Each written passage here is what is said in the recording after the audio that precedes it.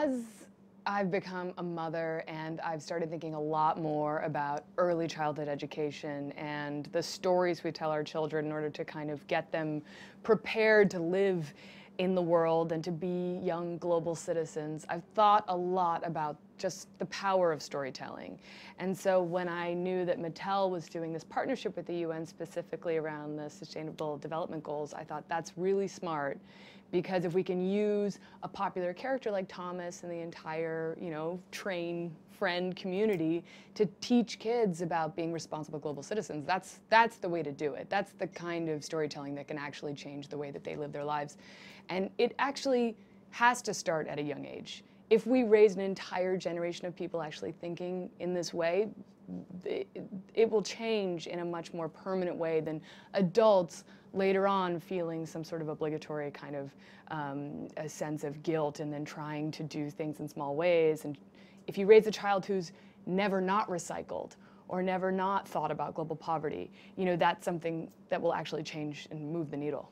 I use storytelling to share my activism with my kids. I tell them stories about children in other parts of the world. I tell them about the environment. We talk about water. We talked about sustainability. We talk about everything that they can actually have a tangible effect on. Let's turn off the water when we brush our teeth. Here's why.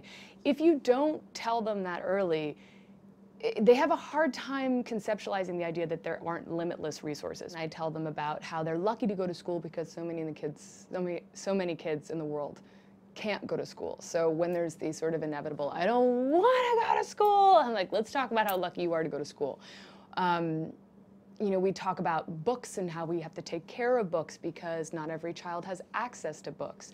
We, do our toy and book drive every couple months where we put everything in boxes that we don't need anymore and we give it away. I think just teaching them about kind of social responsibility from a young age is a big deal, and I know that only because my parents were very good at it.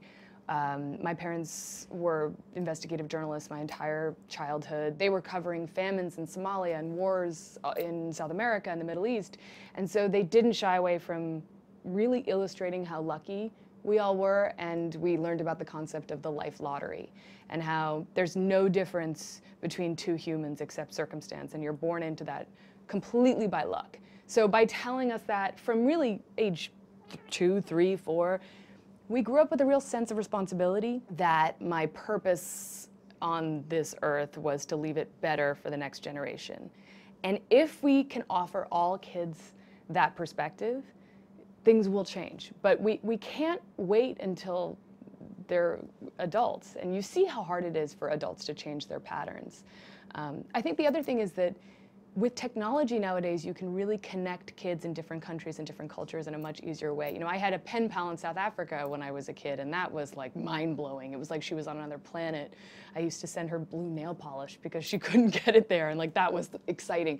Now, of course, they can actually speak to each other on a screen. They can tour each other's neighborhoods, and that is a big deal. And if we can just be consistent in the message that we are all a part of one family, that is a perspective shift that will change every decision they make throughout their lives.